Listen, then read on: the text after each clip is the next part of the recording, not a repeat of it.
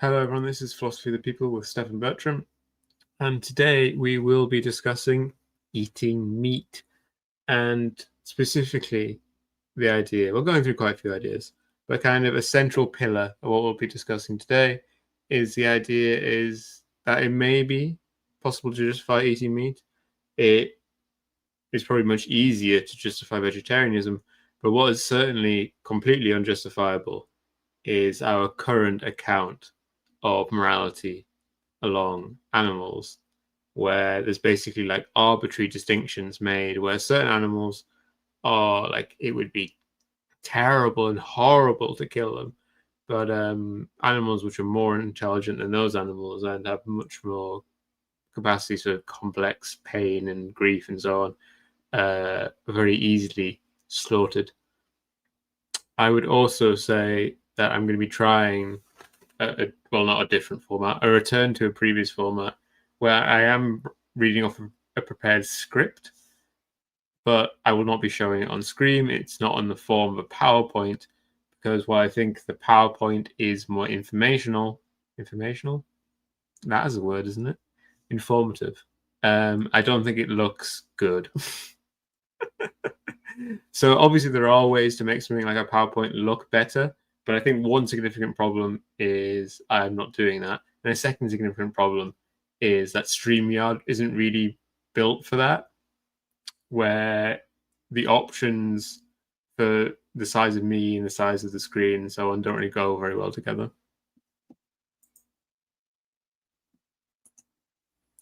Among ordinary people, meat eating and other activities that are premised on the killing of animals are regarded as easily justified. Though if you ask people what their reasons were here, you would generally get a great deal of nonsense, a lot of contradictory ideas that fall apart under the easiest amount of scrutiny. This doesn't necessarily prove much, because there's lots of people who believe lots of things which are right or seemingly right or whatever, who nonetheless could not think of a single good argument for why they're correct on the matter. Presumably, in the kind of atheist, theist debate, and including all of the possible factions, there are some people involved in that debate who are right, but that doesn't mean that any of them know what they're talking about. But I think this is especially sharp in the case of people who eat meat and view the eating of meat as justified. In order to justify eating meat, you need to abandon various normal points of view to make sense of the position. It would involve abandoning any attempt to claim general moral concern for household pets, for instance, and also to engage in a difficult retreat on the topic of young babies and certain classes of the severely disabled. This is a retreat which someone like Peter Singer, I wouldn't say he happily did, but something he was brave enough to do, while at the same time committing also to vegetarianism on a certain account of the rights of animals.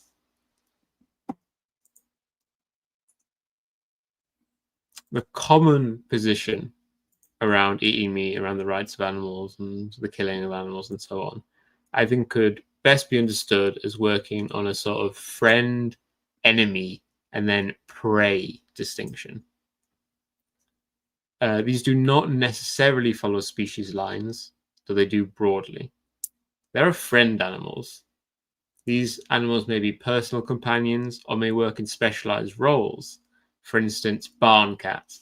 Everyone loves a barn cat, even if they're like fundamentally not pleasant to be around often.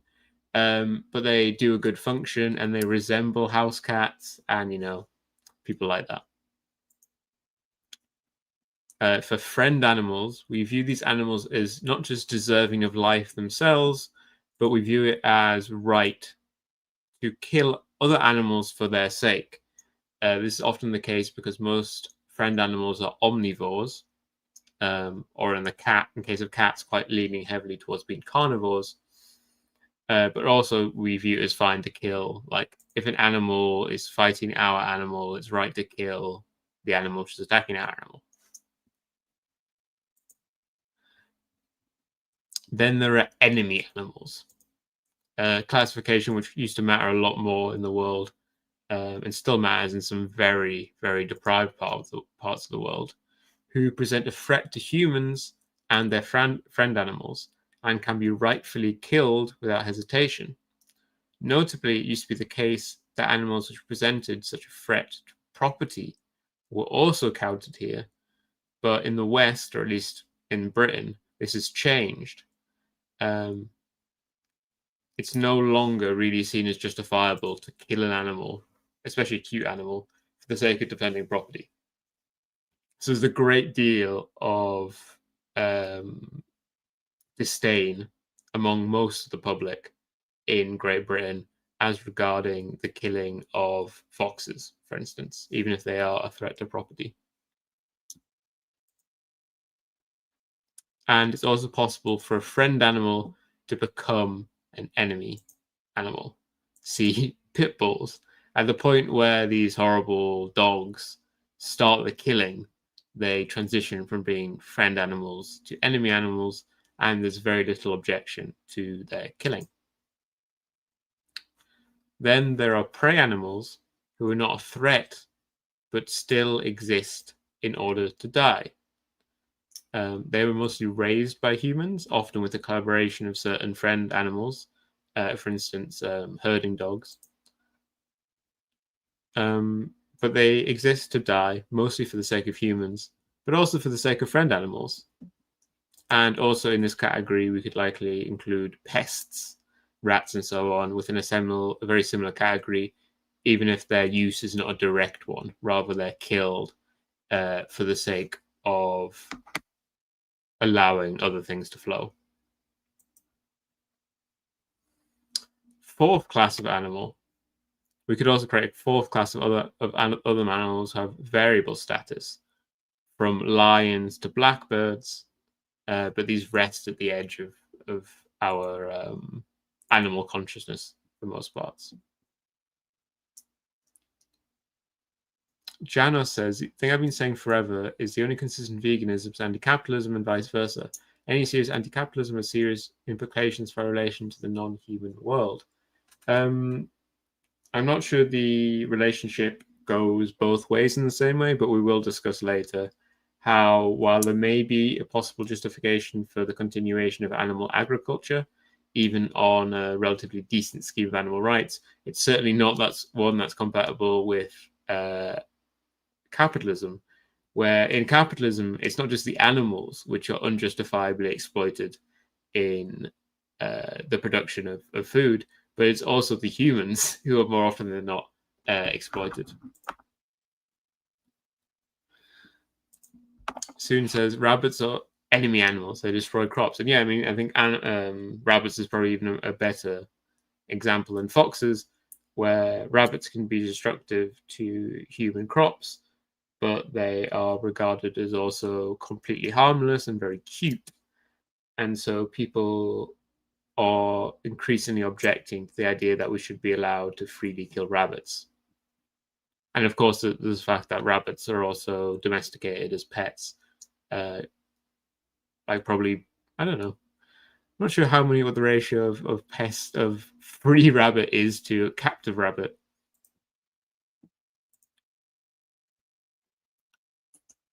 But there's no real moral backing to the sort of schema I produced here. Like, it is a schema. It is how people often think about things.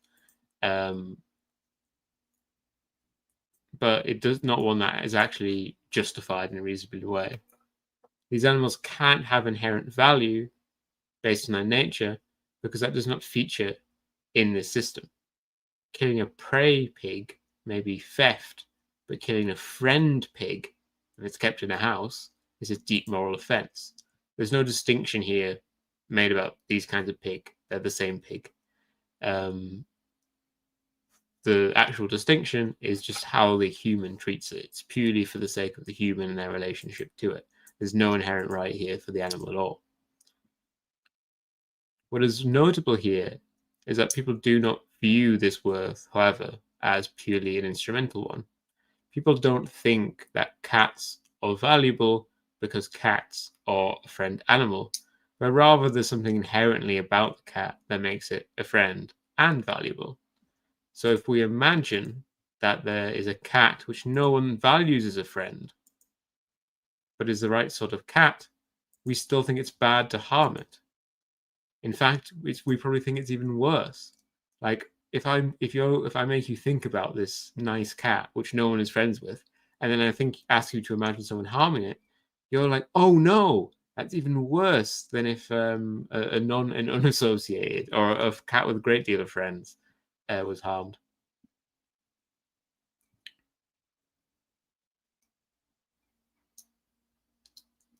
Sam Badger said domestication could be reinterpreted as a kind of bizarre mutualism. We protect them from other predators and get a monopoly on their predation. Problem is, capitalism abuses that logic. It's interesting as regarding cows and sheep and chickens and so on, because while we may, if we commit ourselves to the abolition of human agriculture, it would also mean a massive decline in the number of these animals that exist in the world, which is interesting. I think is fine. I don't really have an objection to that. But I think if you're some sort of anti-speciesist vegan, you have a tension here.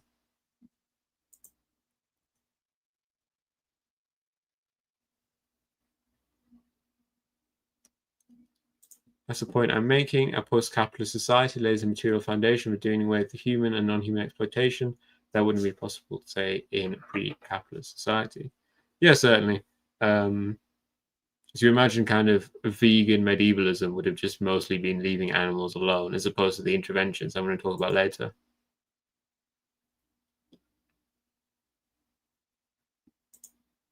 No Name says that anti-capitalist position doesn't imply that humans cease all metabolic interactions towards non-humans. Yeah, I think that's completely true. I think it's important. I think something which isn't intellectually, I think we're all too intersectional these days. We try and like connect up all positions, but I've much more of the old-fashioned view that you can have these kind of mutually independent positions which don't necessarily overlap each other. And we should view justification more in particular terms than generalized ones.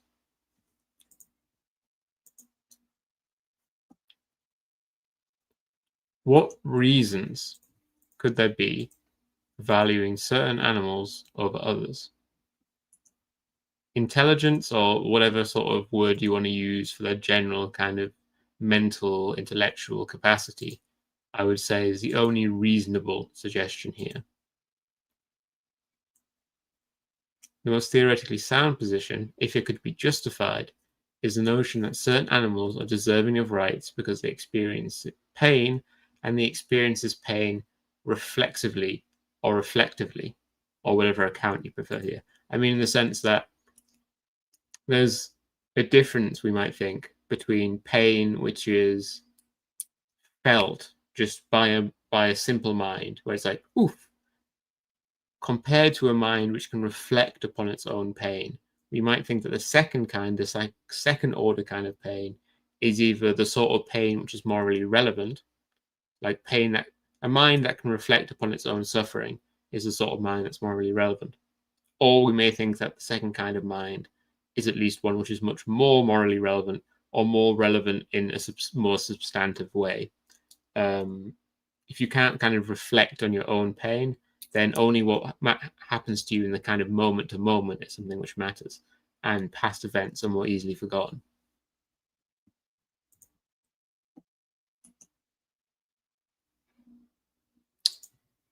But any account like this, while allowing us to make distinctions between certain kinds of animals, doesn't help defend the normal kind of situation around eating animals, because it doesn't line up in the way that any normal person would wish it to.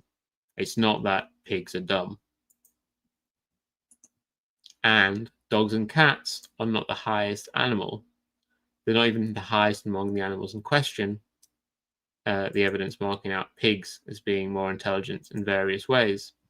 Dogs are variable in this account, though there's also a struggle to distinguish how intelligent dogs are, because they have the advantage of being the most biddable of all animals. In some ways, they don't need to be smart enough to work out what the human wants, because they've kind of, it's been drilled into them for 10,000 years exactly what humans want. And they show that, cats, probably on some kind of deep in their blood, they know what humans want, but aren't biddable in the same way, and so they just don't do it, even if they may recognize it in some deep animal sense what that is.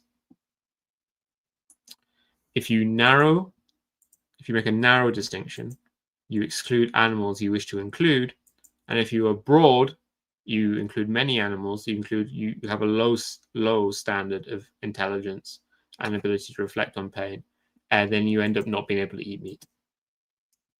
You can only eat bugs. You can only eat bugs, and I've heard people really don't like when people tell them to eat bugs. So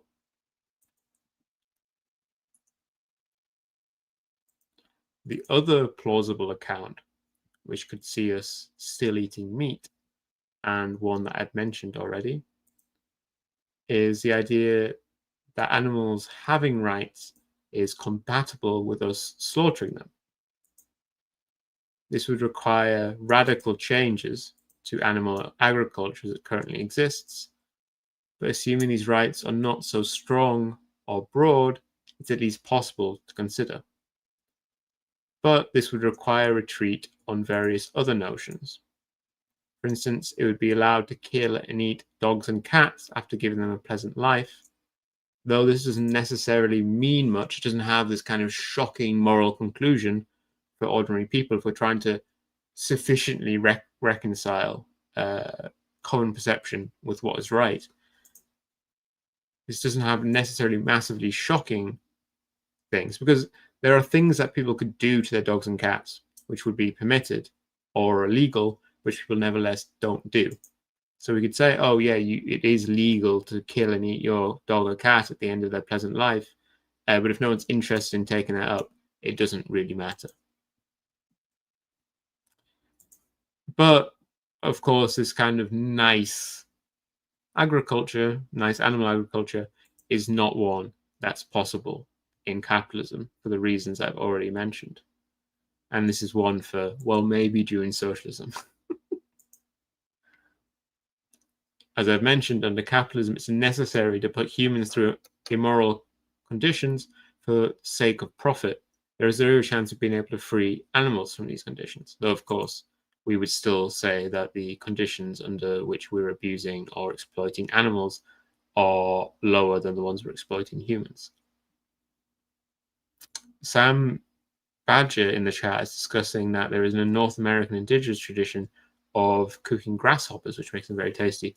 I would say I have not eaten the bug, but I would like to eat the bug. I'm interested in eating the bug, but it's not really something which exists in the UK or anywhere I've lived before.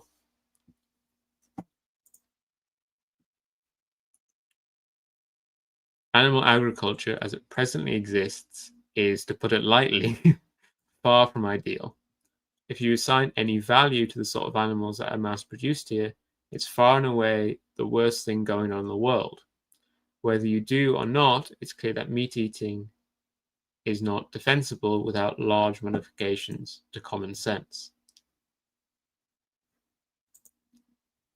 Chris Olsen said, I ate fried beetles in Thailand. I've been to Thailand, but I was too young and lacking in exploratory spirit when I went there, so I didn't eat the bugs. Ah, that's interesting. Sam's suggesting that they get the grasshoppers while they're harvesting corn. How many limbs of moral common sense must be cut off for meat eating to make sense? Well, there's no justification for certain animals being friends beyond personal statements and the bonds between humans. If we go with a standard of saying these animals aren't morally relevant, we would have to abandon the idea that it's wrong to kill a dog for the sake of the dog, and say it can only be wrong for the sake of that dog's relations to humans. The retreat on the disabled and babies is going to be even harder than giving up the moral value of these pets. This, to be clear, I don't think I've actually said this in the essay, as if I was expecting everyone to know this kind of insane conclusion. But if you read someone like Singer, we realize that if we want to make a distinction quite high in terms of saying humans are morally variable, but most or nearly all other animals aren't, then there are certain humans who don't have the things that we think would mark out humans in terms of very high kind of we're very self-aware, we're very conscious, we can do meta reflections on our pain or on our podcast or whatever. But not all humans share these features. For instance, very young babies don't. And certain classes of disabled humans, though it's probably, in the case of the disabled, it's far less than people think it is. We're talking about very, very few people here. Like Down syndrome, people with Down syndrome are still more intelligent and more self-reflective and so on and so forth than any species of animal on the earth.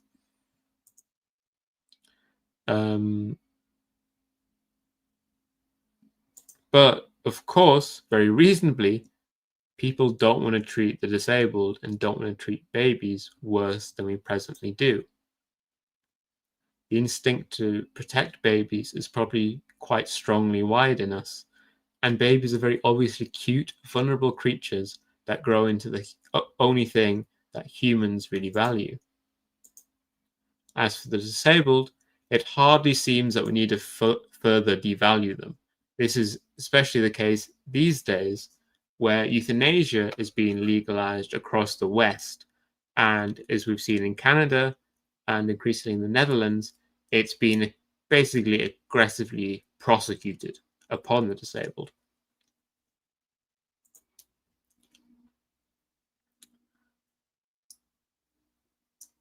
While we can say that this moral relevance, as I've been trying to say, is only for very particular kinds of the disabled, this is not something that people can actually neatly chop up in my mind.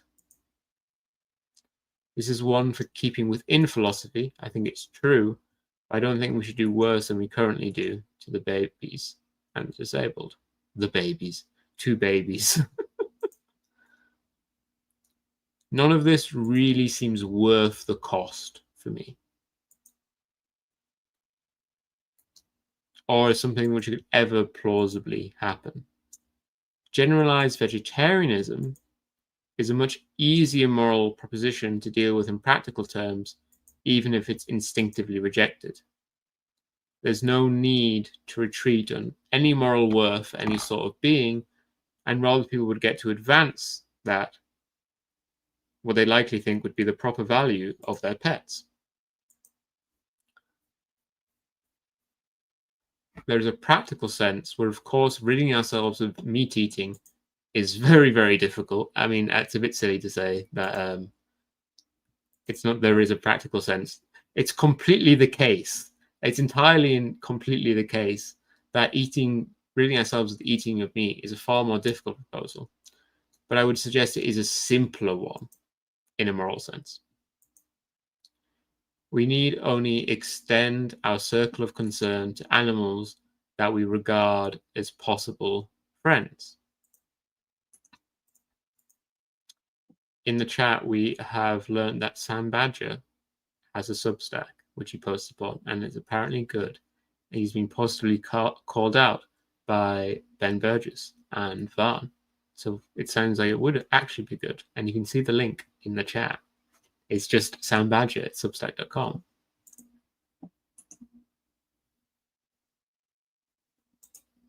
If there is a view in this debate that I totally and emphatically reject, it is anti-speciesism. This is not a view which I can even possibly sympathize with. Well, in a very distant sense, I can sympathize with it.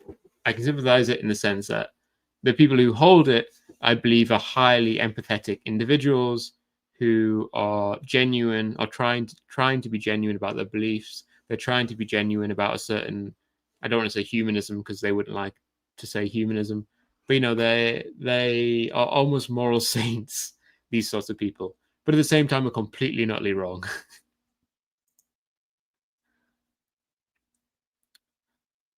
And I think fundamentally the biggest problem I would have with anti-speciesism is that it falls to the exact same problems as meat eating if you try and take it seriously. That since moral concern surely must stop somewhere, but it's not clear what justification there is to ever stop if one is anti-speciesist. You end up in the opposite situation.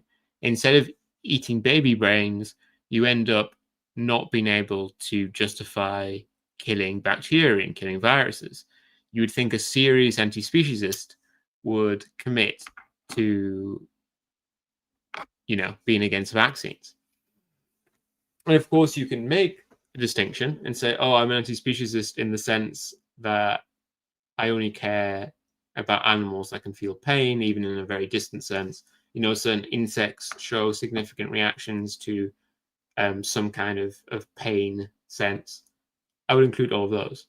And that's fine, but in that case, you're not being anti-speciesist. You're being anti-painist or whatever.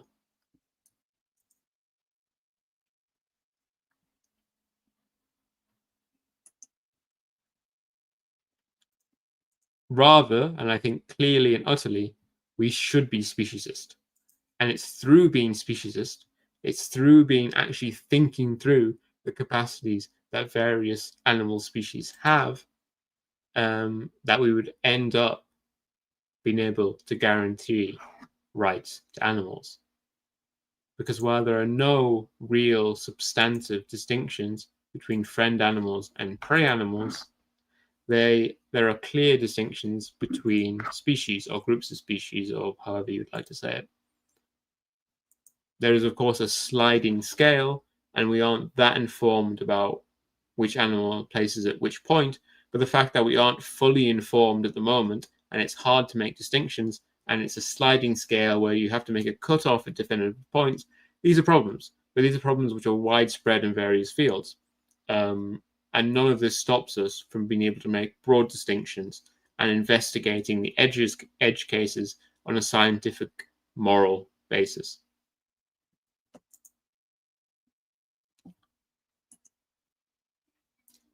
The ability to feel pain, the ability to express some form of autonomous expression of a set of preferences seems to me to be the most relevant capacities here, and thus the relevant rights are these same ones.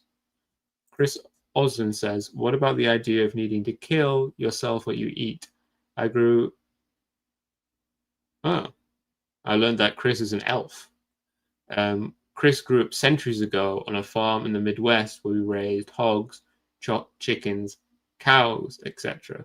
I would go to farms in summer, and when I was in Syria, I was in an environment where we directly slaughtered animals. But I just don't really think it makes a moral distinction. The only kind of moral distinction is that, there's a limit on how quick you can engage in this slaughter. You can't kind of forget and distance itself from them. So you probably, as someone who's engaged in this, who's killed animals in this way, you're more morally informed. You're more informed about the nature of animals, and all of this is positive.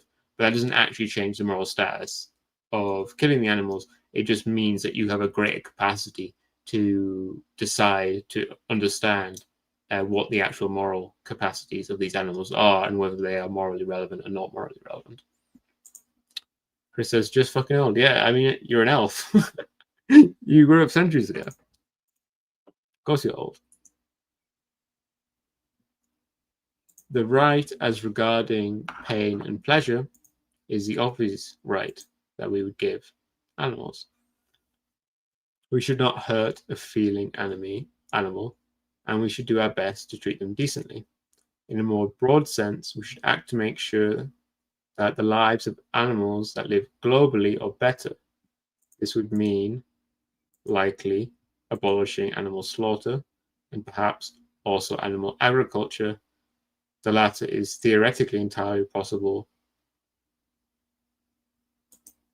I don't agree with the written. I think it's probably completely justifiable to continue with animal agriculture in terms of what vegans object to. But that we would first need to abolish capitalism in order for these things to be engaged with in a reasonable way. Notably, however, this means there will also certainly be a large decline in global animal numbers, which, if you're a utilitarian which cares about animals, is a problem, but otherwise it's not.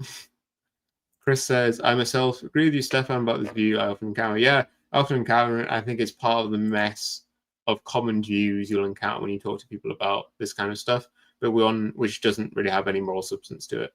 As I said, I think it makes you better and morally informed, but doesn't actually change the nature of the killing. But, and I think this is not discussed very often, I think this view would also mean taking various interventions to uplift the lives of animals that are not directly under human administration, such as the distribution of vaccines to wild animals and so on for wasting diseases and the like. The restraint on this, beyond the question of how much human focus should be on this business, because it's better for humans to focus on humans because we still have a higher moral value. The other half of the question then goes into the question of autonomy and preference. Soon asks, how would we feed our pet cars? We're about to discuss pet cars.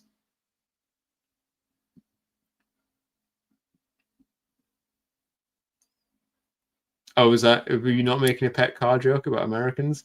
Are you actually saying, were you meant to write pet cat? I'll read out the next bit and we can get back to it. One of the most interesting moral distinctions I've found between American and British people, and Americans, you can now say, actually, that's not true. We don't believe in this.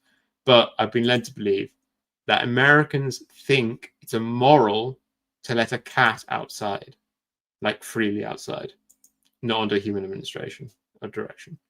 While British people think it would be immoral to not let a cat outside. This, I have the impression, is something that Americans take deadly seriously. They are concerned both with the tyranny of the car, because cars in America just go around slaughtering a great deal of people and things and animals and so on, and the problem of wild animals within certain regions of America, and this is in 2 states. The question of things killing the cat, which is only relevant in most places in America with the car, but also otherwise in certain rural regions. But more importantly, because of the things killed by the cat, there's an idea, quite a reasonable one, that cats go about slaughtering other animals. Which brings us to a thorny issue. Should predation be abolished? Would it be for the best that natural predation, the killing of other animals by other animals, the killing of animals by other animals for the sake of food, should that be something that we should intervene to abolish? I'm of the opinion no, though whether this is rationally, morally defensible is another matter. I think it's certainly aesthetically justifiable. But whether it's morally justifiable is another question. There's only one real defense of the continuation of predation. And I accidentally went off my document.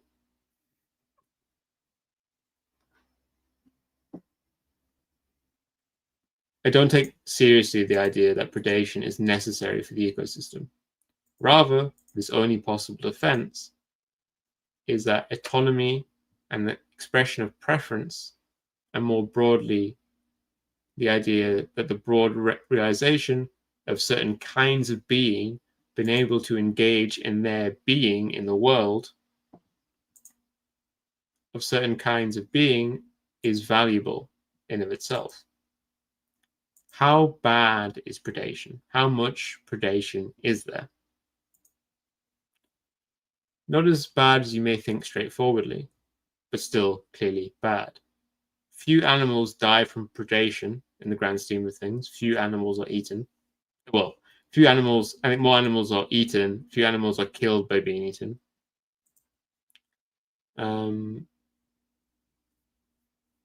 And their deaths otherwise are often severely unpleasant, especially those foisted upon them by the other sort of invisible predator of disease from bacteria and so on.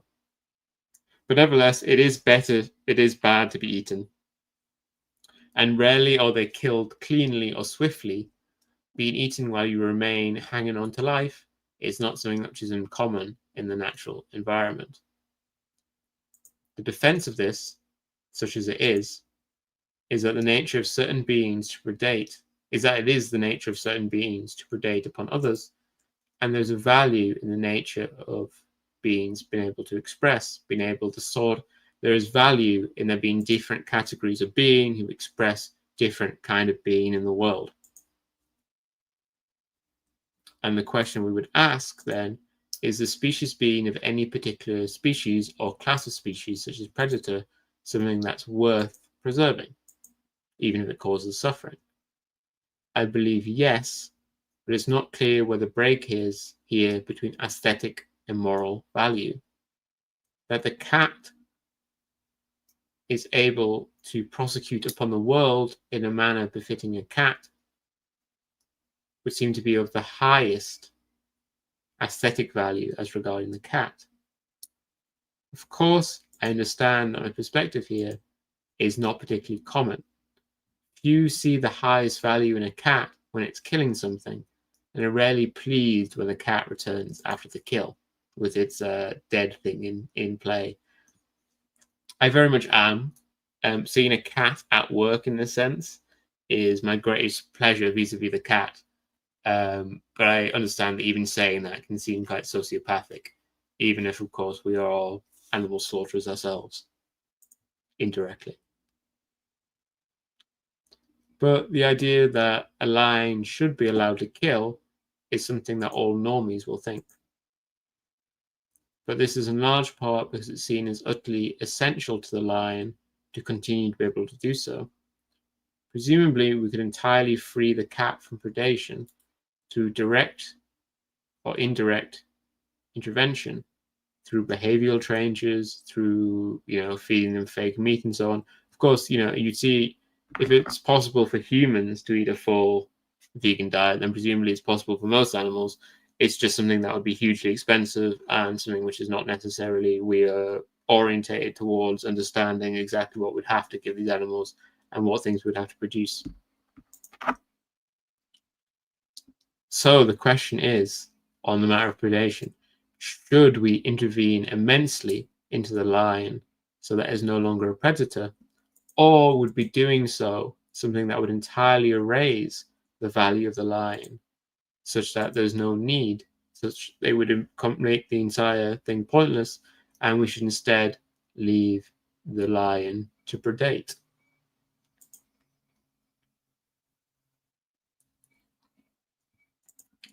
Arlo says, I have to personally been able to eat all the animals. Everyone else can't be a predator, though. I think that is often a justification given in the case of eating animals, where it's like, if you consider that I want to, though. It is interesting. I think of anything, the eating of meat is the one which most people, obviously because it's very personal, right? If meat eating is wrong, and seriously wrong, then we're all in a lot of trouble, morally, maybe. We're all plausibly in a lot of trouble, because it's not like an easy boundary. It's not like a thing of where like people point out that you shouldn't be using gay as a pejorative. Where you're like, okay, I understand that, and all that's being said about you is that you've been insulting. But if we make the step into saying it's bad to kill animals, you're like, okay, then I'm a mass murderer.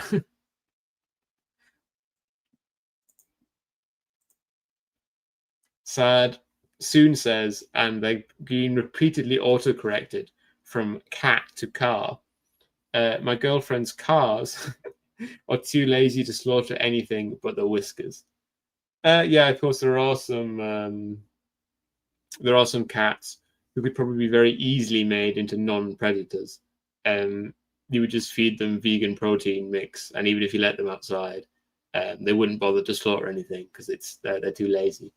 If anyone has any questions, I've finished reading the essay or the whatever you would call it. So if anyone has any questions or just wants to blather on about something and get me to react to it, say in chat. Also, if anyone has any recommendations for the next fantasy novel I should read.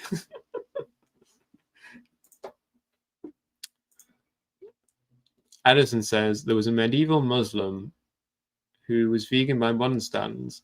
I think he said since animals punish each other in nature, they know justice and deserve rights. Huh.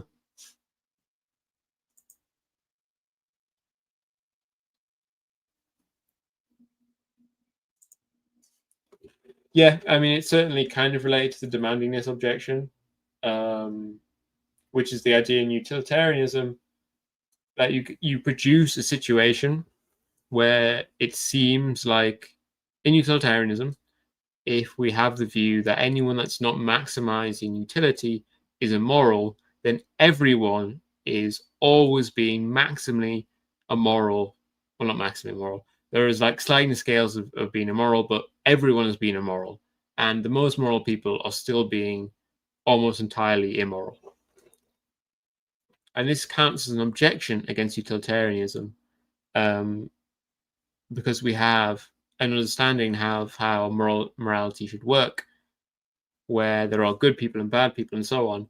And this is so completely away from the intuitive view that there is a concern about whether it's actually talking about the right things. This is a relatively similar situation, but one which I don't think falls prey to the same problem, because while it's very intuitive that meaning is right, this is just like an end result normative view. It's not the view of a normative moral system. We're not trying to work out which normative moral system is the best, but rather based on various moral systems, we're trying to make an accounting of what moral actions are right or wrong. In this case, something like veganism is subservient to these ideas. I think that's really correct at the end about how most people don't even think about whether it's moral to eat as many animals as you please. Most of the carnivore humans act strange when they do. I mean, to be clear, I do eat meat. I didn't for many years, but that's only because I go along with the even more probably bizarre and strange views around newborn babies and disabled, which I discussed, which I don't really want to go into details about because they just seem completely insane. And because for the reasons I've already outlined, I don't really want people to agree with me, even if I think I'm right, because I think they will use this sort of views to suggest things which would make the world worse.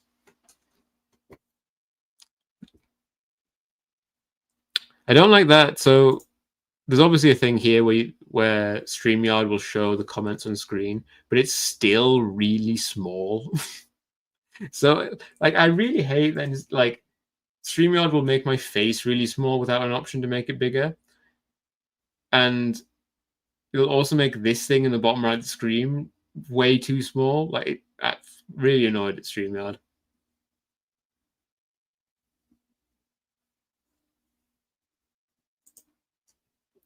Yeah, so obviously utilitarians will come back on this. Certainly Sock said, unfortunately, the drowning child thought experiment and the points Singer makes there show that even our basic moral intuitions are very demanding, and we ought to strive to live basically sanely. Well, it's interesting there because what Singer draws out there is, yes, we are willing to spend $300 in order to avoid a child dying. But if that child is far away, we don't have the same intuition. And then you make the completely rational and justifiable point that it doesn't matter the location of a child. Like the location of a child in space in relation to you seems morally irrelevant unless that implies that you can't do anything for them. In our contemporary world, you probably can do something for a child that's very far away from you. As I'm sure people are aware, as they're constantly at the moment being confronted with appeals from Gaza. Chris said, my hair is not quite as long as Stefan, but my beard is much grayer. And you shave.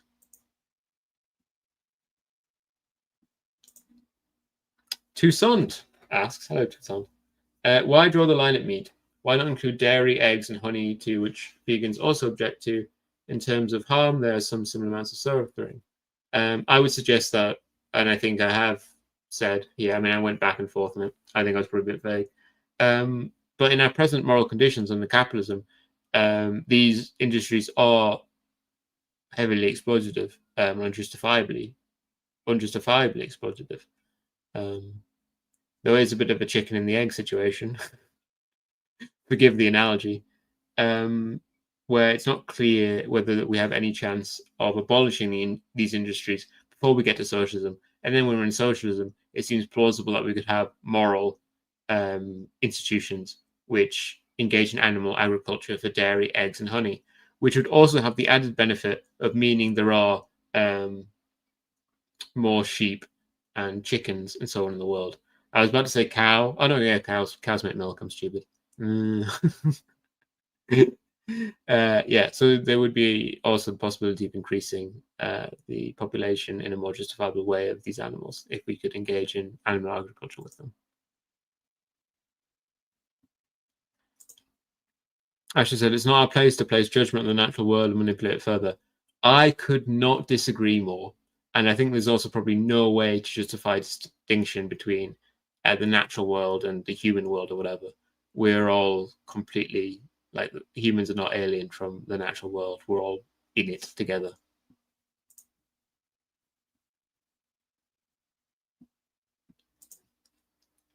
Lady Braga says, great combo, thanks. Animal rights make me think a lot about how we think we're different from non-human animals.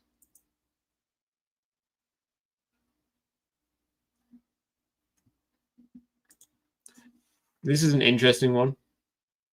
I have seen people that are vegetarian or vegan making arguments or making suggestions that it might be that for similar reasons to why it might be wrong to eat animals, it might be wrong to eat plants. And that's an interesting one because it makes me more confident in the idea that they're wrong about animals. That animals don't fundamentally aren't morally relevant, or at least a larger amount of animals are not morally relevant. Because they will make analogous arguments between plants and animals. But I'm fundamentally 100% confident that plants are morally irrelevant. So if someone makes an argument from an analogy involving plants, that works backwards on me, where it doesn't make me care more about the plant, it makes me care less about the animal.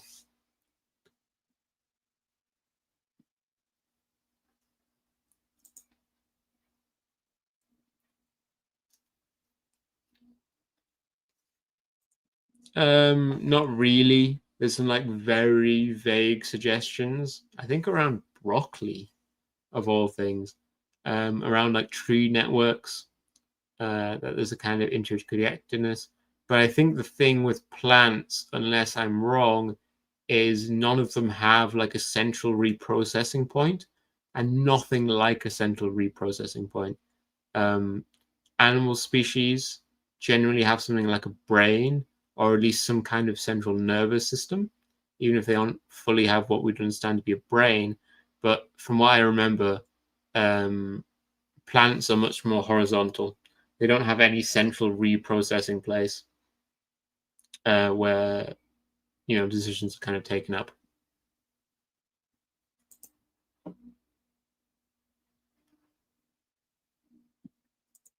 Dogs are people. I hope not. Because if so, we are not doing right to them.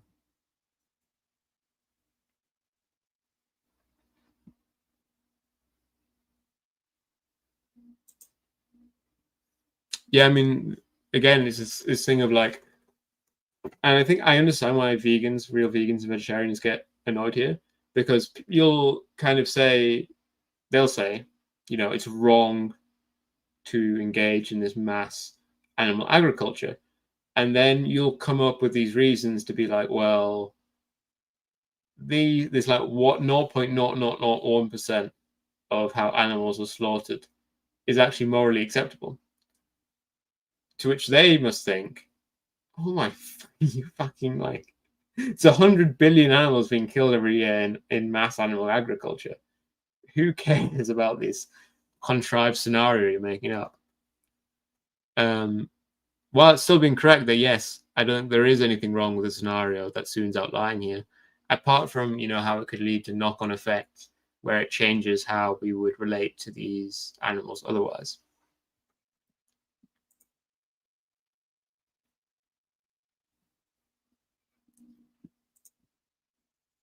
I don't think this can be justified. Sam says, I just like eating calamari because squids think it's okay to eat squid. They're cannibalistic. It seems to project our morality on them. I mean, this is just like saying that like it's fine to eat humans because some humans are cannibalistic. Like, it's not just that like a squid is mistaken about morality. They've got no concept of morality at all. Of course, I mean, like there are non-human animals that engage in rape and so on. This doesn't make me. Well, I'm not even going to continue that line of thought, but you can imagine the two ways it could branch off there. I don't think there's any reason to countenance any idea here that just because a certain thing engages in a failing, it's fine to engage in that failing as regarding that thing.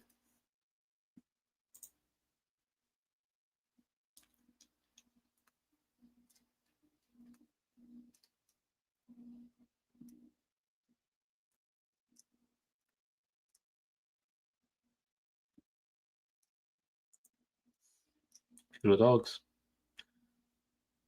God is a dog.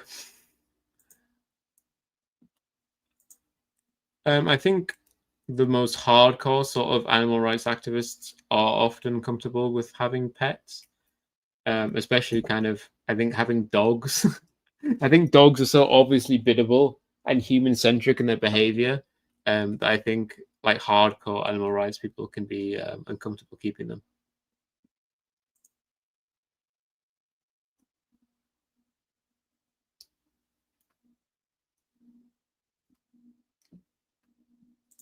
Yeah, I mean that's fine because it's good as you and Chris have done to bring up these views, which people will often say, where as regarding animals, which don't really necessarily make very much sense, even if you don't actually believe in them, because these are views that people will commonly put about.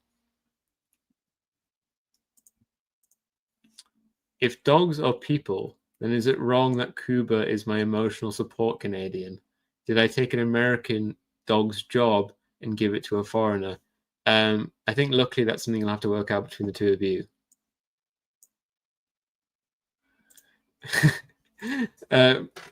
Toussaint's going to have to pay $100,000 for the H-1B visa for Cuba to be their emotional support Canadian. Oh, anyone else got any? Oh, I was going to ask. Did I already ask this? What fantasy novel I should read next? This week, recently, this week I did read Curse of Chalion, which is very good. Even if it was like the plot, it was funny one where you can like think up 50 objections to it, then you're like 10 out of 10. The plot was pretty trite. It wasn't my kind of story, my kind of vibe. The magic stuff was like weird. It was in a traditional like patriarchal setting. The writing, like the prose, wasn't that rich or descriptive. But it just had a really, really well written main character in like a quite comfy, interesting, aristocratic world. And kind of the line to line stuff, which is very good at drawing you in and drawing you in.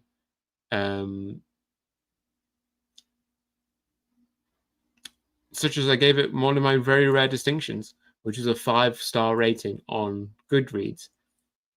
And we're in the very rare situation where I'm two 5 stars in a row.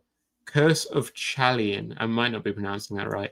If we go on my Goodreads, I don't think you can't look at my Goodreads. It's like private to me, I think. Maybe. Uh,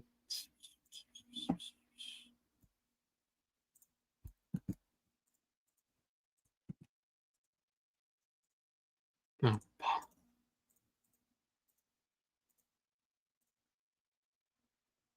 Can you guys go on that? Does that work? Does that link work?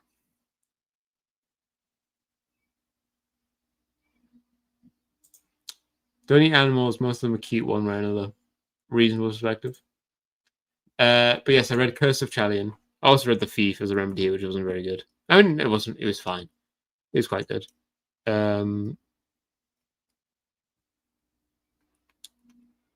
I've realized I've linked that, and actually, Curse of Chalion's on like page 5. It's like the oldest added book on there.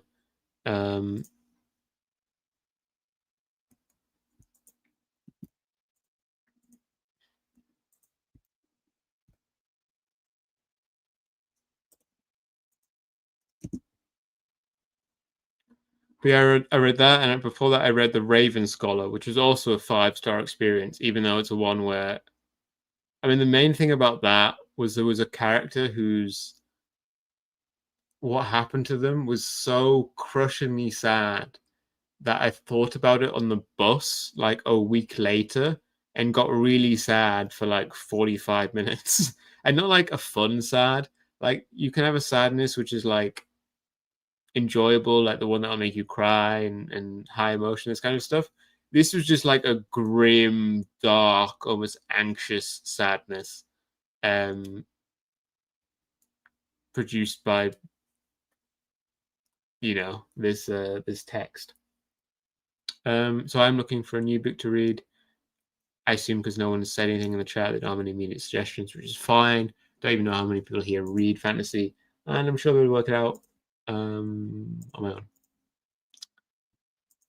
But yes, unless anyone has any killer book suggestions, I will move to end the stream. I was just thinking during the show that I might do next week on whataboutism, because Ben just replied to that Zionist woman, the trans one. The Zionist lady was saying, "Ooh, no one cares about this siege in Sudan because they don't get to insult the Jews that aren't there or whatever, general Zionist nonsense." And also like the most vapid kind of whataboutism, as obviously I do know people who pay attention to this siege in Sudan. I know quite a lot about the siege in Sudan. I'm not. I mean, I guess I am concerned about it in a distant sense. I just don't get really emotionally concerned about news events. But it is interesting, I think, because I do engage in things. I do engage in things which could be called whataboutism, but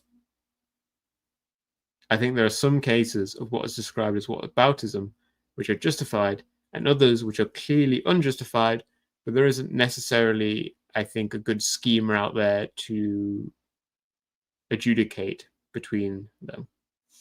So I might be doing that.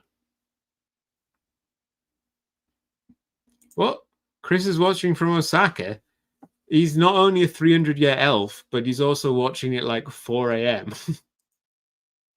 Or maybe he's so far ahead that he's almost at a reasonable time again.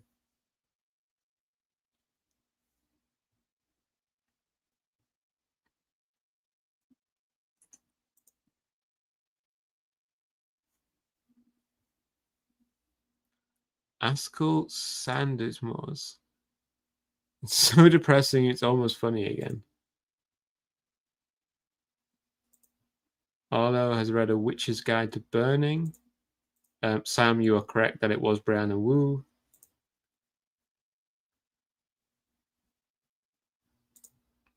I don't think I gave My Space Marine Lover 5 stars. Maybe next week soon can just come on the pod and roast my Goodreads reviews. I'm currently reading Lord of the Rings out to my mother, so I'm not allowed to just finish it myself. Yeah, there's certainly cases where it is relevant to bring up another case. I think basically the contradiction or the tension will be around where someone is like, X is bad, and you're like, well, Y is bad. And pointing out Y is bad is relevant, such as the case that they're assuming that you think Y isn't bad. And what someone like Brianna Wu is doing is she's trying to, work upon the sense that you don't talk about what's happening in Sudan, which is very bad. But of course, the people who aren't talking about Sudan, if they learned about Sudan, if they learned about the siege of al-Fasher, they would think it's really bad. They just don't pay much attention to it because of this kind of structure of media environment it is. But if you went to anyone and said, is what's happening to al-Fasher bad? And you explain it to them, even though it's not being prosecuted by the IDF, people will be like, yeah, obviously that's bad.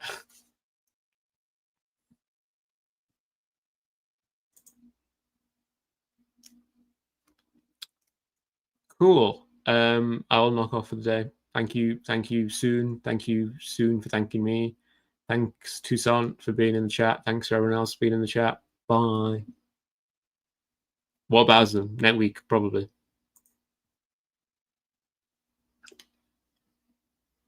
Yeah, and as Sam Badger says, we didn't arm every side in the Sudan war. The reason that lots of people don't pay attention to Sudan is there isn't a Western-backed government there.